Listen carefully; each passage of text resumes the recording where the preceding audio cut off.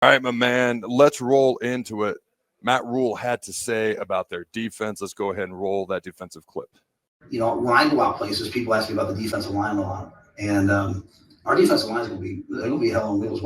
Just watch. We can talk about a lot of things, and what we have though, we have Andrew Marshall, and we have Sierra Wright, and we have Amari Sanders and Bly Hill and Jeremiah Charles. We got corners that can match up and play man.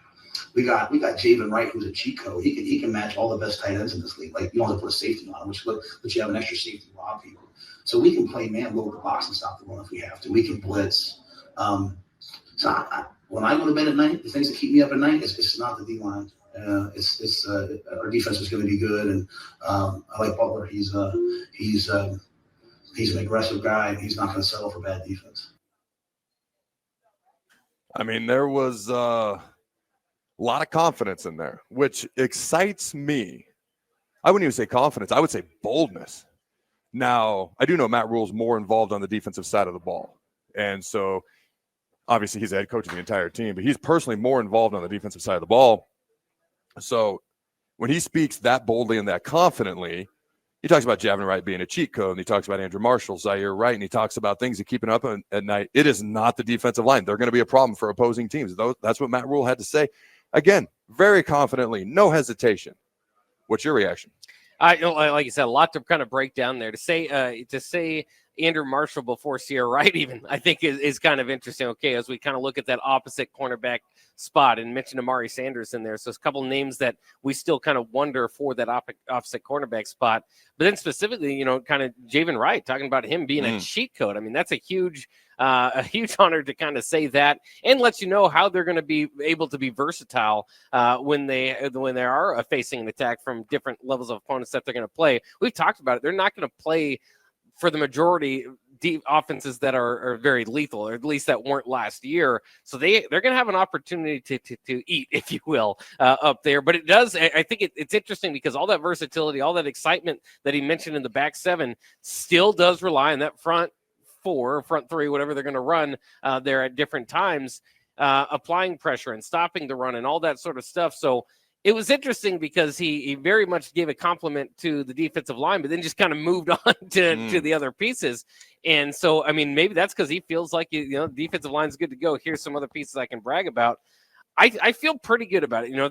I know Nash and Ty is the big thing. You got to replace them.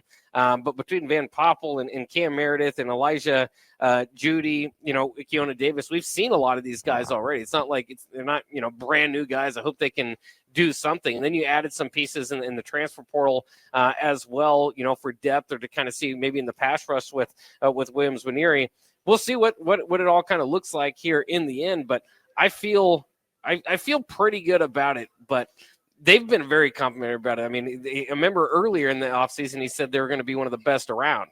So best defensive lines. Yep. Yeah, best defensive line. So we'll see. It doesn't seem to be a big major worry on the inside. He flat out said what keeps him. So apparently there's something keeping him up at night. All right. So, but he said it's not the defensive line.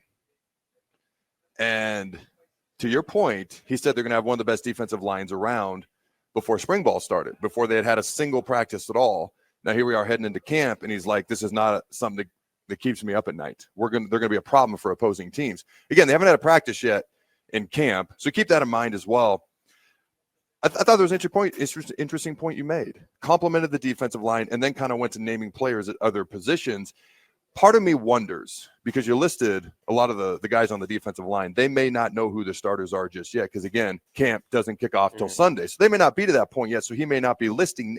He may be like, hey, we got 6-7 really good guys. I just don't know who the starters are yet. So you compliment the group as a whole, and then we figure out who's going to start, who's the top rotational guy, who comes in on nickel, who comes in on whatever the different packages that they're going to have are into Butler's defense this fall. So maybe that's why he doesn't list names. He knows as a group they're good, but they're kind of figuring out, who's going to be here, who's going to be there. Again, haven't had a single fall camp practice yet. I said all this offseason, the second level of our defense, it has been a long time since we have been this athletic. Marquez Watson-Trent is a tackling machine in the middle, but you got Dawson McCullough, Williams-Nwaneri, and I'm curious to see his progression this year. Again, first round talent, does he even start game one? Because his ceiling is as high as anybody's on this team. And there's projected first-round picks on this team as we go along down the road, a year or two, whatever the case may be. But he's a young man who's still learning. Obviously, he's going to be a freshman this year. The Dawson McCulley, you've got all these guys from Willis McGahee, who almost won the fastest man competition at the Husker games, was right there with Ja'Cory Barney. All right, you've got who's the linebacker? Vince Shavers. Vince, that's the one I couldn't think of. Yeah. A lot of people, including myself, have high expectations for him. He's a guy who was complimented 2 springs ago going into his true freshman season. He was complimented during press conferences. So the second level of this defense, once again, the athleticism runs wild. Shout out to Hulk Hogan right there. Runs wild. I do think there'll be a learning curve just due to the youth. There may be some busts here or there. Don't freak out, okay? We don't play a road game, not that those first games are gimmies at all, but until mid-October. So there's a bit of a learning curve. Got to beat Cincinnati, get to that Michigan game. But it's going to be exciting to watch what they can do with all the athletes. All right, and that second level. And the third level of the defense, there's a lot of guys with playing experience. And it is interesting. He listed Andrew Marshall right away. And when he said his name, we've got Andrew Marshall. Like, it was like, we've got Andrew Marshall. You know what I mean? Like, specifically him. And we know what Zaire Wright can do. We saw what he did last year. And then we've got other guys who have a ton of experience in that secondary. Now, who exactly goes where? How do the pieces of the puzzle fit? I think you said it. I think it was when spring ball started. You might have a lot of guys with experience, but who are the guys who can step up and be the consistent starters? Do we have those yet? Have we figured that out yet? We got a whole fall camp to get through. But I'm going to come back to it. And it's not because I'm a D lineman, a former D lineman.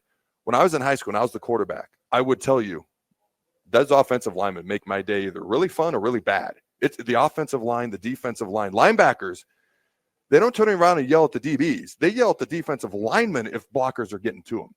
Like, linemen in practice, the skill guys get the majority of the field. Now you practice with like 3 different fields, but they get the majority of the field, and the linemen are all stuck in the corner. But come game day, the coaches are coming over to the linemen like, you set the tone. You're the ones who are going to make this game happen because it all starts up front.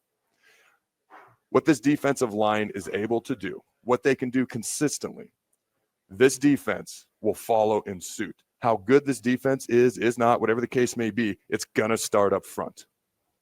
Well, I think that's why people, the last couple of years, that's why people are wondering, because Jordan, Ty and Nash were so dominant and so good up there. And that's what that's what the question is. Of course, we know offensive defensive line is going to be very important, especially in the Big Ten, like you mentioned, in any football game. Because there was something special with that defensive line group for the 2 years that Tony White was here. Remember, going into year 1, that was a major question mark. Yep. Going in that spring game, it was like, what is this defensive line going to look like? And I thought they looked fantastic in that first year. Big question going into that season, and of course had a top 25 defense.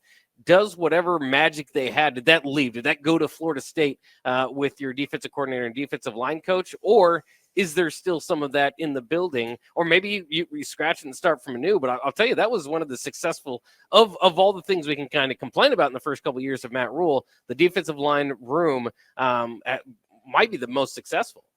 Yeah, the defensive line room. I do remember, you brought it up, Matt Rhule's first year, Ty Robinson was the only guy in that entire defensive line that had any starting experience at all. And then they went out and they were the strength of the team that first year. The team, not just the defense, which was the strength of the team. They were the strength of the strongest unit on the team, which made them the strength of the team. So just because there's guys that we haven't seen do it yet doesn't mean they can't do it. It just means I want to see it. I'm dying to see it, especially as a former defensive lineman myself. Javin Wright, man, cheat code. PlayStation, PS5, he's the cheat code. Put him on the opposing tight end. You don't need to bring another safety in. You can leave that linebacker on the field and act like he's a safety because he can cover any tight end in this league. Yet he's a bigger body that obviously is going to help in the run game. That's what Matt Rhule said. What's your reaction to that? Because I was like, wow. Like, I was excited when we found out we were coming back. It's his 7th year, right? Yeah. Like, he's 25 years old, I think. Like, no defense, nobody's ever played their 7th year at Nebraska. He's the most Husker there's ever been. The most Husker there's ever been. I like that term. So I was excited because he battled a lot last year. I was happy when he was able to come back. I'm happy. I was happy when I learned he was coming back, and to hear Matt Rhule be so complimentary of him. Those are strong words. Cheat code. Man, when somebody calls you a cheat code, it's hard to think of a much stronger complement going into a season. And I can't wait to see, because we've seen flashes from Javen Wright. We know that the injuries have played in there, but he's been somewhat of a playmaking linebacker, if you will, when he has been healthy. And, you know, he's had his ups and downs, even on the field when he has been out there. But here he's the most veteran presence that they could ask for, and we'll see what he can provide to the team. Like you said, cheat code makes me feel like he's going to be out there just about every play. Like you said, that can open up, you know, Hartzog or whoever's kind of playing that roaming safety position. So it's huge. But I will say this, I hope he lives up to it, because while Nebraska does not play a lot of great offenses, most of the offenses that aren't great, or in any case in the Big Ten, it's just a really good tight end league this year. So that's, you know, if he's going to be the one that's expected to be the cheat code to cover the tight end, he's going to have to win a lot of those battles. And if he does, that could open up so much for this black shirt defense. That is a fair point. We briefly talked about it a week or two ago. Penn State, USC, Michigan, and even Michigan, young quarterback a year ago, wasn't exactly putting up a million points, even when they beat Alabama and Ohio State. I think it was a combined 44 points between the two games. Their defense was dominant those last two games. So we're not facing the most explosive offenses on planet Earth this year. All right, we expect Penn State to be really good. Lincoln Riley's at USC. Michigan's going to Michigan.